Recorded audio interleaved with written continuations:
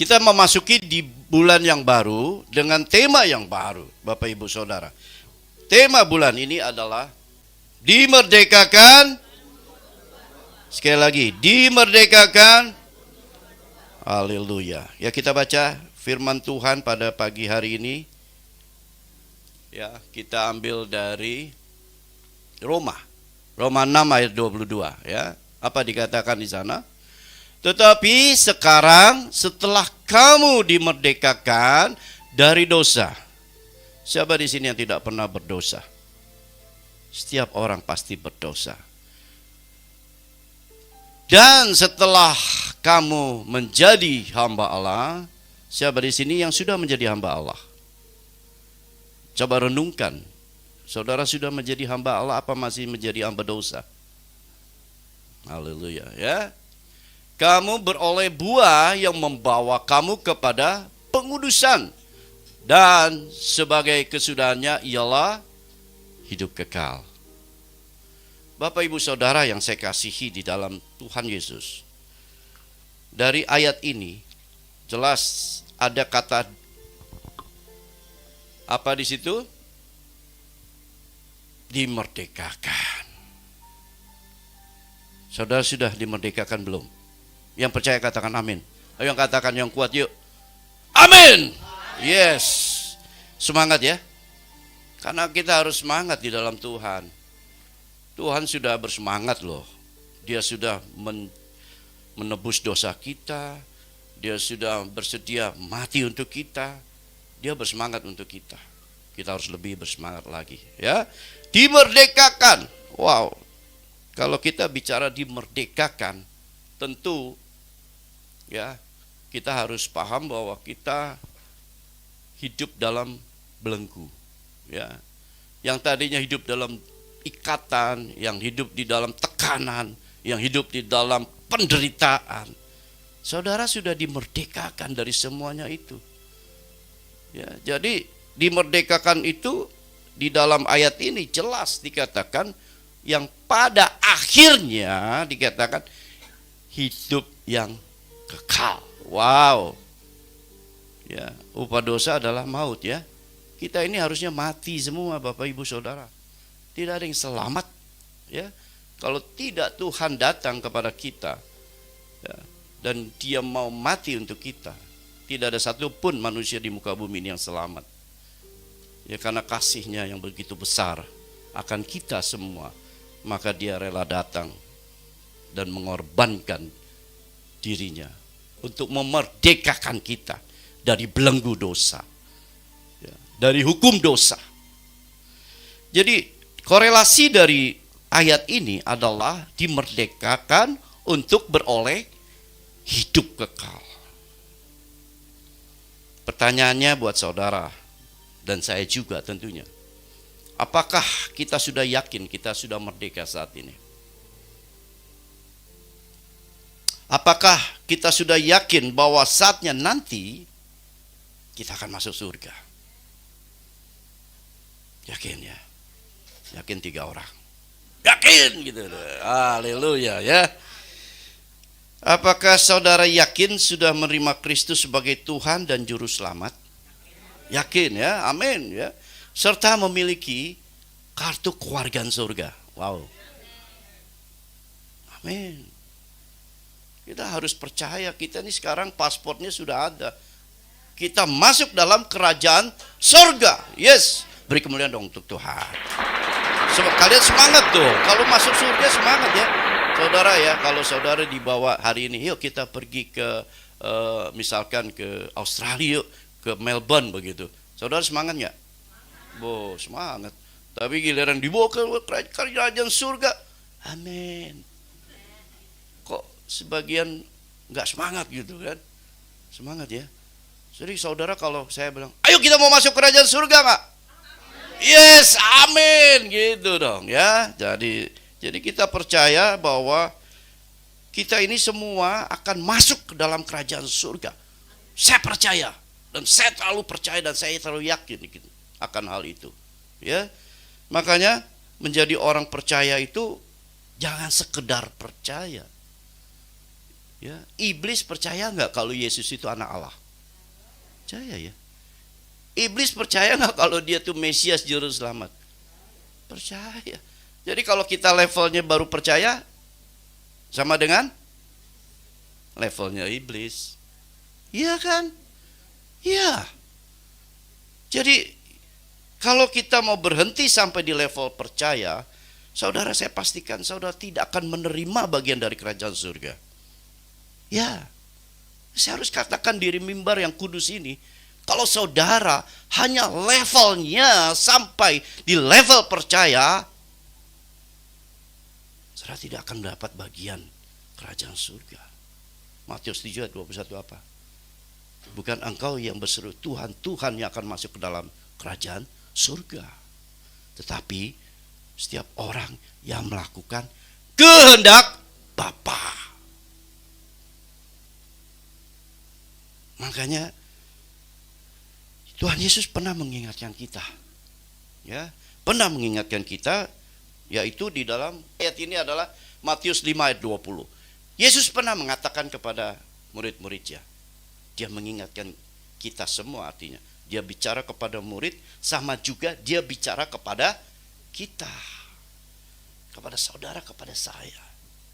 Ya, melalui Matius 5 ayat 20 dikatakan apa? Maka aku berkata kepadamu, jika hidup keagamaanmu tidak lebih benar daripada hidup ahli-ahli Taurat dan orang Farisi, sesungguhnya kamu tidak akan masuk ke dalam kerajaan surga. Wow, luar biasa ya. Jadi jika kita hidup keagamaan kita tidak lebih benar dari kehidupan keagamaan ahli Taurat dan orang Farisi. Mereka hafal firman nggak? Ahli Taurat nggak? Hafal. Hafal. Ditanya ayatnya hafal. Karena namanya ahli, pasti dia sudah tahu ayatnya. Tapi apa yang dikatakan Tuhan terhadap kita, untuk kita semua ayat ini, yaitu tidak lebih benar dari mereka. Wah, saya renungkan ayat ini. Saya renungkan, ya Tuhan, siapa kita? Siapa saya ini? Siapa saya ini Tuhan? Saudara, gereja ini mengajarkan kepada kita semua untuk masuk ke dalam kerajaan surga. Makanya gereja kita dinamakan House of Intimacy. Jadi bukan karena saudara hafal ayat firman Tuhan, bukan hanya sekedar tahu ayat firman Tuhan, tetapi lebih daripada itu, kita harus bangun yang namanya relationship, hubungan dengan Tuhan. Katakan hubungan. Saudara mau bangun hubungan dengan Tuhan? Amin. Harus. Saudara nggak mau pun harus. Karena gereja ini mengajarkan hubungan kita dengan Tuhan harus terbangun. Saya mesti katakan dari mimbar yang kudus ini, tanpa hubungan, relationship dengan Tuhan, saudara tidak akan masuk dalam kerajaan surga. Bukan firman Tuhan yang memerdekakan kita, tetapi pada saat kita dekat dengan Allah, pada saat kita intim dengan Dia, pada saat kita menyembah menyembah Dia, pada saat kita punya waktu dengan Dia, pada saat kita mau bergaul karib dengan Dia, itu yang memerdekakan saudara dan saya. Amin. Firman itu harus hidup. Firman itu bukan hanya sekedar ya saya tahu firman itu, saya tahu ayat itu, tapi saudara tidak menghidupkan ayat firman Tuhan. Jadi Bapak Ibu Saudara, saya percaya hari ini saudara harus merubah karakter kita. Kita harus merubah menjadi seperti hamba Tuhan. Hubungan ini harus terjadi, Bapak Ibu Saudara. Hubungan ini harus terbangun. Menjadi seorang hamba. Adakah hamba yang tidak dengar tuannya? Saudara, saudara mungkin punya atasan. Sebagai karyawan kita punya atasan. Apakah saudara tidak pernah dengar atasan bicara? Apakah saudara tidak pernah dengar atasan memberi perintah? Tidak, saya yakin tidak. Setiap kita, pasti kita dengar atasan kita bicara apa. Dan pasti kita mau ikut dengan apa yang dikatakan atasan kita. Jadi, kita ini hamba, kata Allah. Coba dikatakan apa di situ? Hah? Apa di sana? Maka aku berkata kepadamu, jika hidupmu tidak lebih benar, maka kita harus cari yang namanya benar. Benar itu apa? Benar itu apa? Harus menjadi hamba. Harus menjadi hamba. Ya. Kau bukan Tuhan yang melihat rupa. Kau bukan Tuhan yang melihat harta. Hati hamba yang selalu kau cari, yang kau terikat di dalamku. Selama ku hidup, ku mau menyembahmu. Sebab engkau sangat berarti bagiku. Yang terbaik yang ada padaku, ku berikan kepadamu, Yesusku. Hati hamba, saudara. Hati hamba yang Tuhan cari dari kita. Tuhan tidak peduli seberapa hebatnya saudara. Saudara boleh hebat, boleh punya jabatan tinggi, boleh kaya, boleh. Tapi kalau saudara tidak punya hati hamba, saudara tidak memiliki bagian kerajaan surga itu. Hati hamba. Dia tidak melihat rupa. Dia tidak memandang harta saudara. Tapi dia lihat hati. Hati hamba. Saya percaya kita menyadari akan hal ini. Bahwa untuk hidup yang kekal harus dimulai dari saat kita hidup di dunia ini. Untuk menuju final destination yang Tuhan akan berikan, yaitu hidup kekal bersama Dia.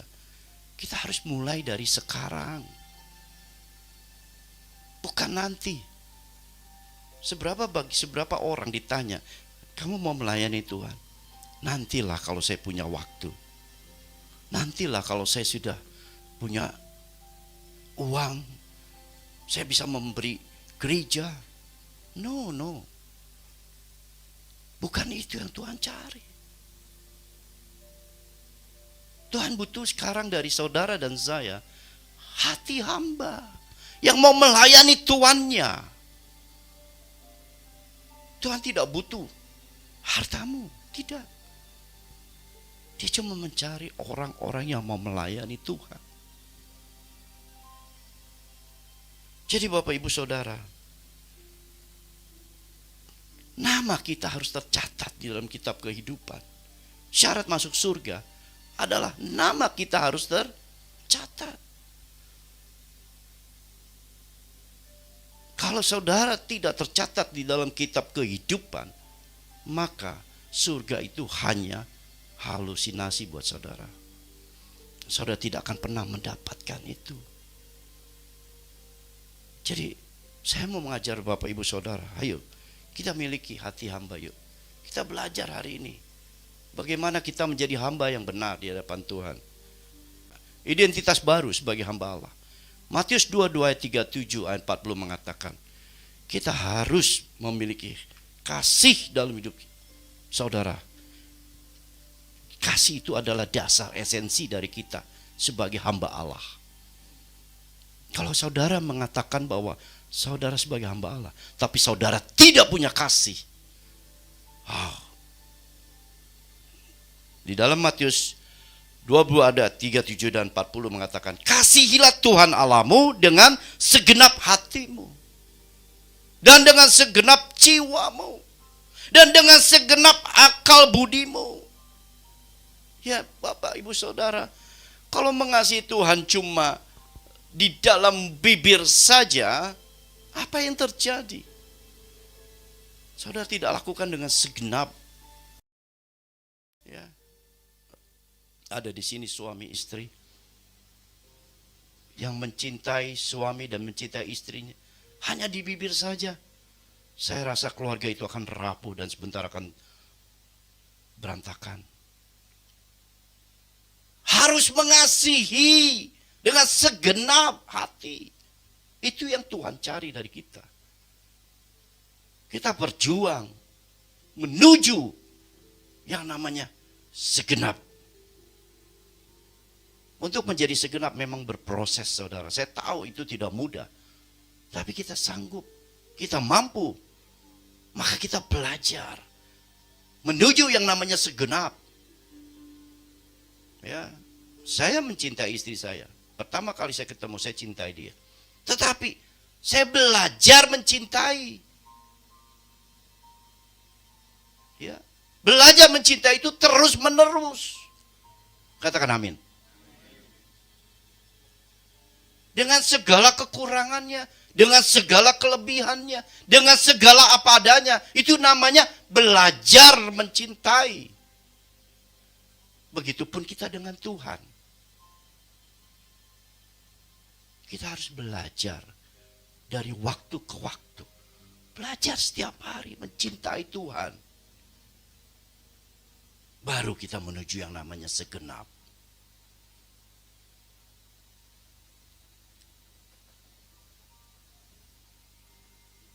Iblis percaya kepada Tuhan, tapi iblis tidak punya kasih kepada Allah. Amin. Makanya miliki kasih, Bapak Ibu Saudara. Tanpa kasih kita tidak bisa berjumpa dengan Tuhan. Karena Allah itu kasih. Tuhan memberikan perintah baru untuk saling mengasihi. Makanya hukum kasih itu adalah hukum yang utama dan terutama dari segala hukum-hukum Allah. Kasih Allahmu dengan segenap hatimu, dengan segenap akal budimu, dengan segenap kekuatanmu. Kasih samamu manusia seperti engkau mengasihi dirimu sendiri. Hamba Tuhan, hamba Allah harus kita miliki. Yang kedua, kita belajar juga tidak berprasangka buruk terhadap Tuhan. Seringkali kita ini yang namanya hidup, siapa di sini yang tidak mengalami masalah, persoalan? Saya kan setiap orang ada. Setiap orang punya masalah, setiap orang punya persoalan. Tapi bagaimana respon saudara pada saat saudara menghadapi masalah? Ini menjadi penting. Sebagian orang mengatakan, ya Tuhan, kenapa engkau memberikan cobaan begitu berat dalam hidup saya? Ya Tuhan, kenapa kau izinkan masalah ini boleh terjadi dalam hidup saya? Tuhan dipersalahkan. Saya boleh katakan dari tempat ini bahwa Tuhan tidak pernah mencobai kita. Yakobus 1 ayat 13 dan 14 jelas mengatakan apa? Mari kita baca bersama-sama. Apabila seorang dicobai, janganlah ia berkata, apa? Pencobaan ini datang dari Allah. Sebab Allah tidak dapat dicobai oleh yang jahat. Dan ia sendiri tidak mencobai siapapun. Garis bawah ini. Jangan pernah mengatakan, ya Tuhan, kenapa kok persoalan ini berat bagi saya? Kau izinkan. Bapak Ibu Saudara, Allah tidak pernah mencobai kita. Tetapi tiap-tiap orang dicobai oleh keinginannya sendiri. Karena ia diseret dan dipikat olehnya. Jadi, tidak mungkin Tuhan mencobai kita. Orang dia rela mati untuk kita. Untuk saudara, untuk saya, dia rela mati. Untuk apa dia mencobai kita? Renungkan. Renungkan. Makanya kita harus terlalu positif dengan Tuhan. Apapun yang terjadi dalam hidup kita, Tuhan itu berpandangan baik. Tidak ada yang tidak baik. Apa yang terjadi semuanya baik untuk saudara dan saya.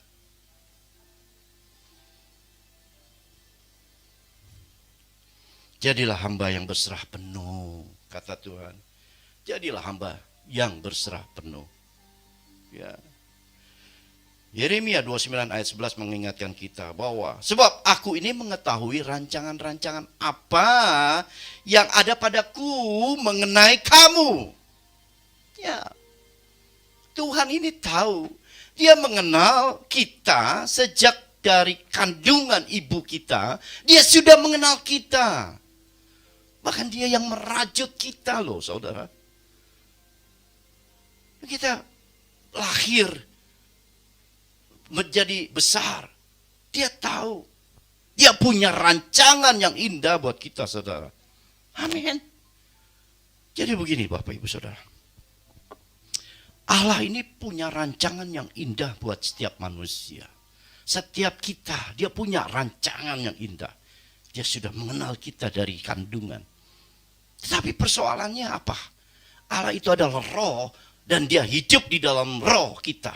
Dan dia membentuk kita dari kandungan ibu kita. Lalu apa yang terjadi? Kita dilahirkan dari dosa, dari daging. Kita dilahirkan dari daging. Kita ditaruh di satu lingkungan. Kita terikat dengan adat, istiadat, budaya. Lalu Tuhan berikan hati, pikiran, dan kehendak bebas. Sehingga apa? Ini yang membentuk kita. Membentuk saudara, membentuk saya. Ya saya dengan Pak Saud. Saya sama. Destiny saya dengan Pak Saud sama. Final destiny saya dengan Pak Saud sama. Surga mulia. Tetapi apakah saya sama dengan Pak Saud? Saat ini belum. Kenapa? Pak Saud dengan dilahirin dari keluarga Sumatera Barat, Utara. Saya dari Jakarta. Berbeda. Latar belakang Pak Saud, adat istiadatnya berbeda.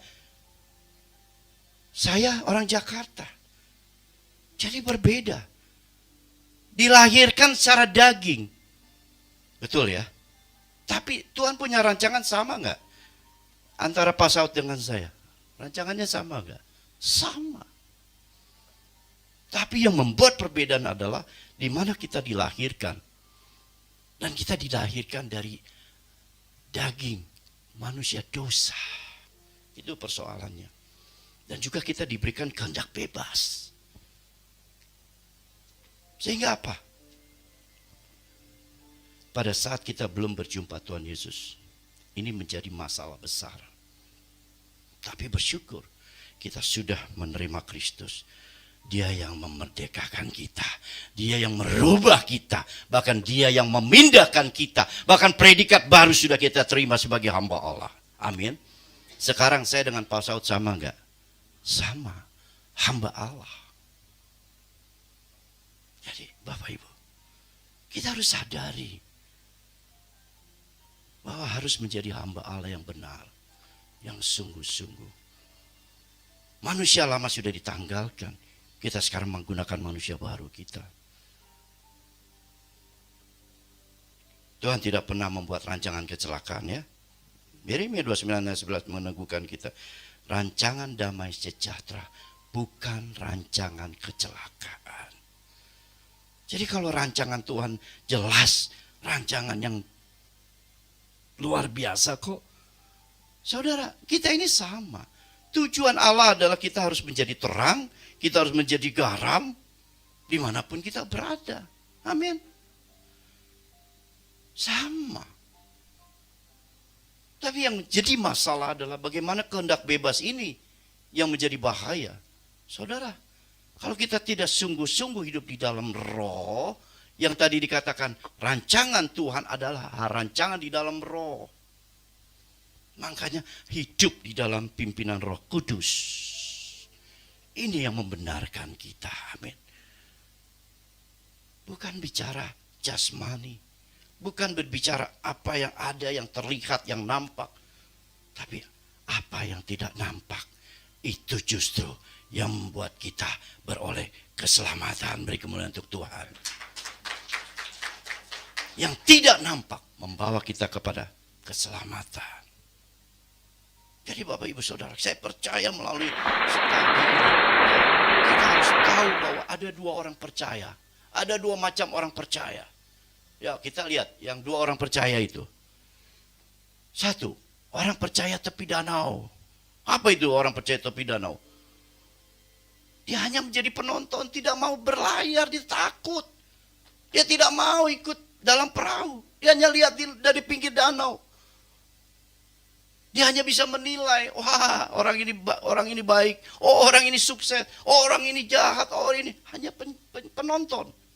Tapi yang kedua adalah orang yang tinggal di dalam kapal atau orang percaya dalam perahu.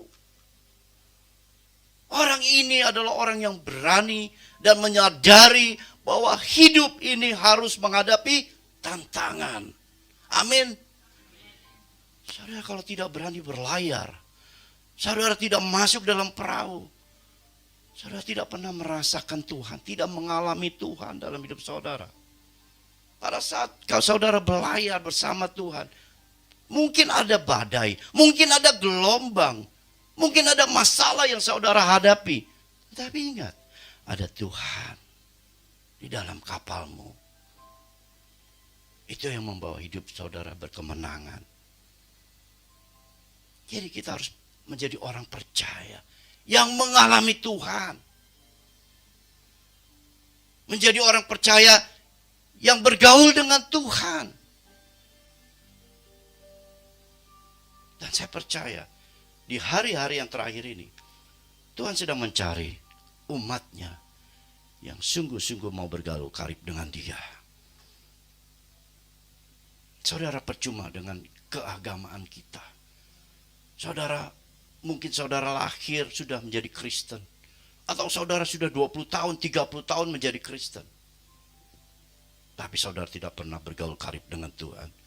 Saudara tidak punya waktu untuk Tuhan. Saudara tidak intim dengan Tuhan. Maka semuanya akan menjadi sia-sia. Mari kita belajar hari ini. Kita mau menjadi orang benar.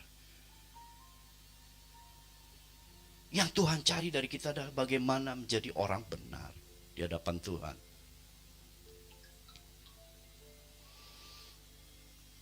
Dan yang selanjutnya kita belajar hari ini.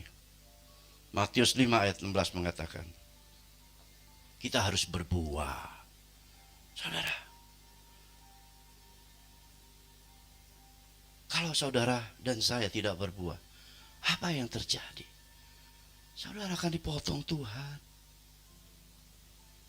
Ranting-ranting yang tidak berbuah akan dipotong, dicampakkan ke dalam api, saudara.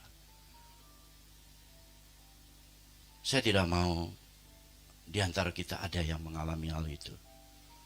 Saya tidak mau jemaat gereja ini mengalami hal itu. Saya mau setiap orang mengalami yang namanya hidup berbuah. Mau gak mau, saudara harus berbuah. Karena apa? Tugas terang itu adalah bagian tanggung jawab kita. Kita harus menjadi terang, kata Tuhan. Gak mungkin enggak. Kita harus jadi terang. Kita harus berubah. Iya, kita dulu hidup dalam gelap. Tetapi kita dibawa Tuhan untuk masuk ke dalam terang. Dan kita harus jadi terang. Mau gak mau, saudara? Tidak bisa kita pilih atau kita bisa lari dari itu. Oleh sebab itu, kita harus melekat dengan sumber terang. Siapa sumber terang? Yesus.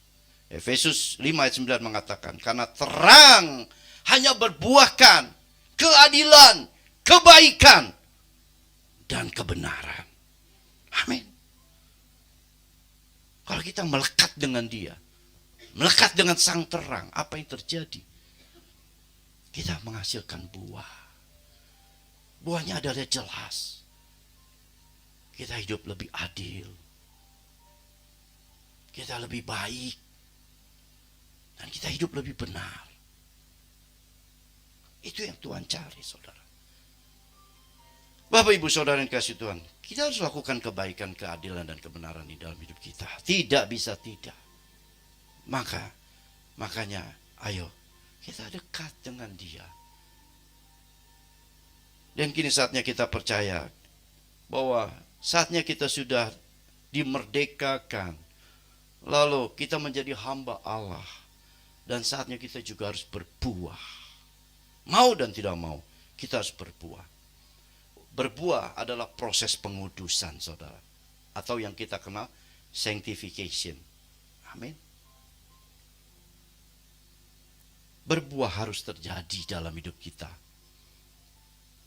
Mau gak mau, berbuah. Kita sudah dibenarkan oleh Tuhan melalui justification di atas salib. Yesus sudah lakukan itu. Kita sudah dibenarkan. Kita sudah dimerdekakan. Lalu apa yang terjadi? Kita harus masuk yang namanya sanctification atau pengudusan. Karena tanpa kekudusan kita tidak bisa berjumpa dengan Allah. Amin. Mau gak mau? Kita perlu yakinkan bahwa saat ini pengudusan itu sedang terjadi dalam kita. Gereja ini mengajarkan saudara untuk hidup dalam pengudusan. Harus, mau gak mau. Ya, kita tidak mengajarkan berkat dan mujizat, tapi kita hidup masuk dalam pengudusan. Agar kita benar di hadapan Tuhan itu. Artinya berbuah, berubah, saudara. Harus berubah. Dulu kita self-oriented, ya, apa-apa untuk kita. Tetapi kita sekarang harus berubah. Kita harus menjadi people oriented. Saudara sudah menjadi terang. Saudara harus melihat di mana ada kegelapan itu. Bawa mereka masuk ke dalam terang kita. Amin. Bawa. Kita harus peka. Ada orang-orang yang kita perlu bantu. Itulah yang namanya berbuah. Dan bukan hanya berbuah saja. Tuhan bilang apa? Aku akan membersihkan engkau. Agar engkau bisa lebih berbuah banyak. Katakan amin. Artinya, berbuah dari waktu ke waktu. Sehingga menghasilkan buah yang lebat. Jadi, itu yang Tuhan mau dan Tuhan butuhkan dari kita semua saat ini. Tidak ada lagi waktu untuk bermain-main, Bapak Ibu Saudara. Sudah, waktunya sudah semakin jelas. Ya, tadi pagi saya tanpa sengaja, saya melihat ada cuplikan di YouTube. Satanic Church di Amerika. Sudah berani terang-terangan. Maka kita masih mau bermain-main. Waktunya sudah dekat. Waktu sudah dekat. Hari-hari yang terakhir ini. Kita harus betul-betul masuk dalam proses pengudusan. Kita harus betul-betul dekat, melekat dengan Tuhan. Dan terakhir adalah glorification. Ya, glorification adalah surga yang Tuhan janjikan bagi setiap kita, setiap saudara, setiap saya. Tuhan janjikan surga itu. Kita harus masuk. Ya. Saya undang Timotius maju. Karena tanpa kekudusan, tidak ada satupun yang dapat melihat Allah. Ya. Berbuah, pengudusan, kita harus berkomitmen. Mengisi kemerdekaan itu. Melewati proses pengudusan. dan harus mengalami yang namanya progressive changing. Saudara, apa yang namanya progressive changing? Anda berubah dari waktu ke waktu. Tidak hanya diam di tempat. Saudara harus berubah setiap saat.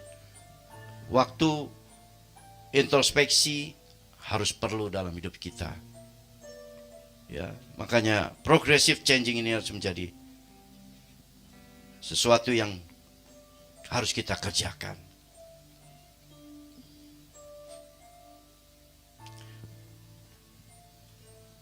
Ku datang Tuhan Dalam hadirat-Mu berhiaskan kekudusan. Seluruh surga sujud menyembah-Mu.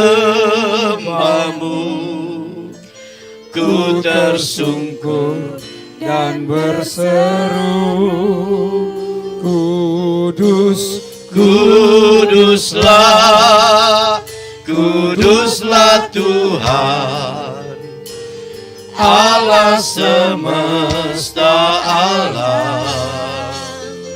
Kudus, kuduslah, kuduslah Tuhan, surga bumi menyembah. Ku datang Tuhan, Ku datang Tuhan, dalam hadirat-Mu berhiaskan kekudusan. Seluruh surga sujud menyembah-Mu. Ku tersungkur dan berseru, Kudus, Kuduslah, kuduslah Tuhan, Allah semesta alam. Kudus, Kuduslah, kuduslah Tuhan, surga bumi menyembah. Terima kasih Tuhan.